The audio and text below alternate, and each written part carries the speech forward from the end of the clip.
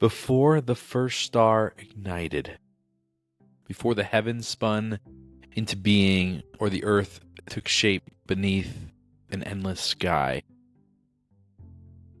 there existed a vast and silent flow.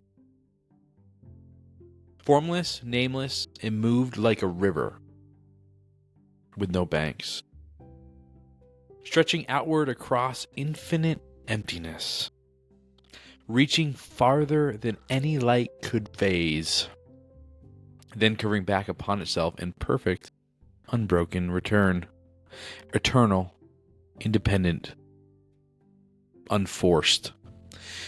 It birthed the cosmos without announcement, cradled worlds without possession, and watched empires rise and crumble while it simply continued. This is the Tao, and in this quiet, unstoppable cycle, everything, kings and beggars, mountains and men, find its place, flowing far when the moment calls for it, and returning home when the wheel turns. Stay too long at the farthest reach, and calamity awaits. Bow to the return, and harmony endures. That, my friend, is the ancient secret of chapter 25 of the Tao Te Ching. Welcome back to the channel. Hopefully these videos have been resonating with you.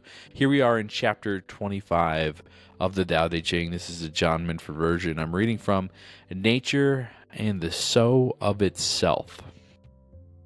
There was a thing, inchoate but whole, before heaven and earth, silent without form, alone, unchanging, roaming far and wide, never perishing, mother of all under heaven.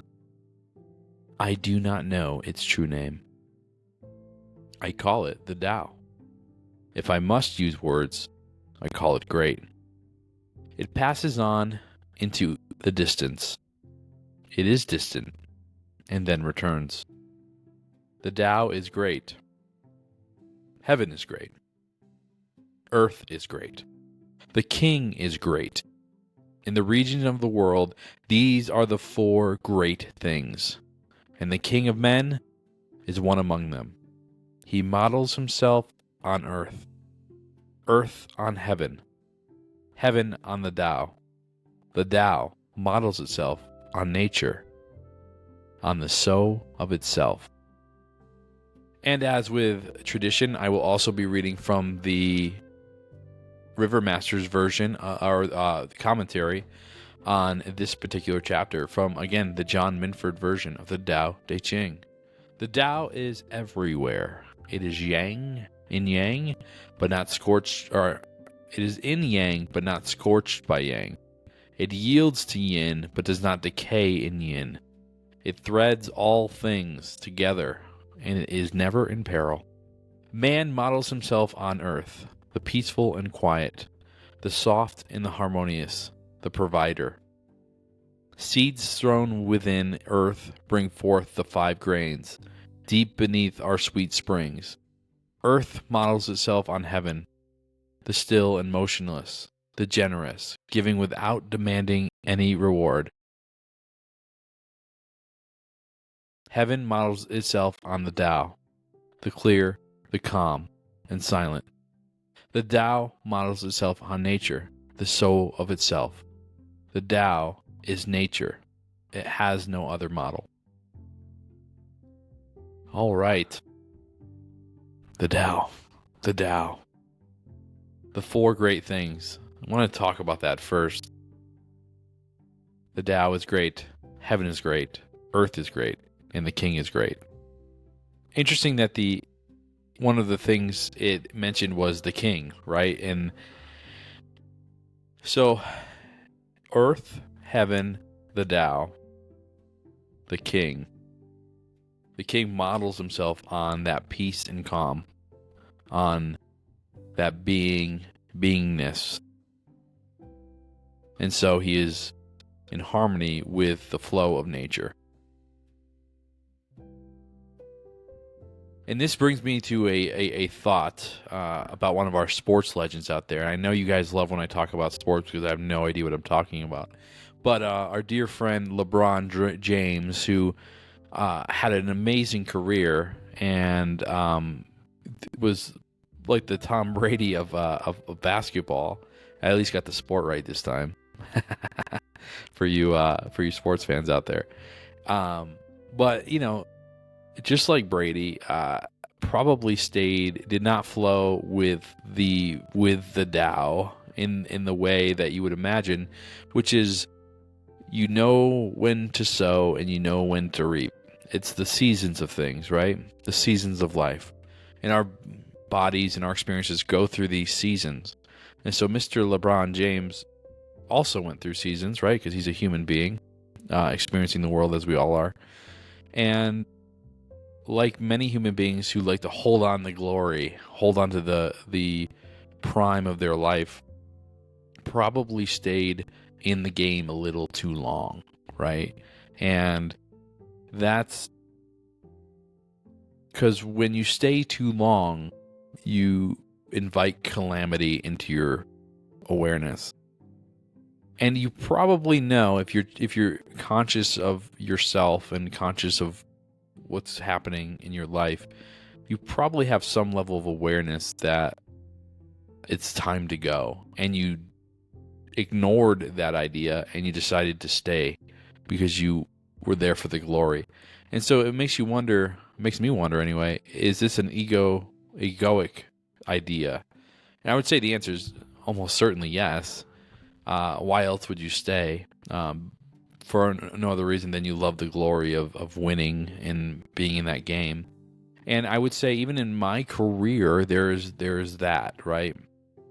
Like, there's this sense of when you're playing at a high role and you have a lot of impact on the organization, that you want to keep playing to win. And when you win, it feels really, really good. But at some point, you have to know when to hang it up. And it's hard because you get addicted to the feeling of winning. Your ego gets addicted to the feeling of winning. You feel like my value comes from the winning that I'm doing. Kind of like the idea that your value comes from your job, or comes from your relationships, or comes from whatever material possessions you have, or whatever status you have in the world. And your value, and I was guilty of this for a long time, where I derive value from, especially my job. That I felt like I wasn't high enough level in my job, and that I wasn't living up to my full potential. And then if I ever thought I was doing a bad job, or I was worried that, maybe they might fire me for whatever reason. And a lot of this was baseless because I cared a lot about my job, so I did a good job. But I came to realize that my value, my intrinsic value as a human being, isn't about the work that I do or the role that I play in an organization. The intrinsic value that I have as a human being is my beingness, right? My ability to be in presence is the value that I bring to the world. And all of the other stuff that is life is just that. It's just life. It's just things that are happening in and around you. And it is me, from my personal perspective, that's giving the things around me the meaning that they are. And if I can just let them be and not put so much meaning into it, and I see this over and over again, just and I get caught up in it sometimes. You get caught up in the being, and you get caught up in the dramas and the way somebody says something that makes you feel bad, and then you take it personally, and then you're suffering when you do that, right? Because it's not personal. The self that is the Tao, the soul of itself, essentially, right? The part of you that's the purest, the part of you that's the experience of nature itself, is impersonal, meaning that every other being on this planet is of that same essence, of that awareness. So it's not personal to you. The part that you feel like is personal to you is the egoic part. And that's the part that gets hurt, feelings. It gets and feels bad about things and worries about things. And it's all because there's this, even the fear of death comes from the egoic sense of self. Because the egoic sense of self, the worst thing that could ever happen to it is it could die. If you then, instead of identifying with the egoic self, you identify with the non-personal awareness, the non-personal self, you realize that there is no life, there is no death.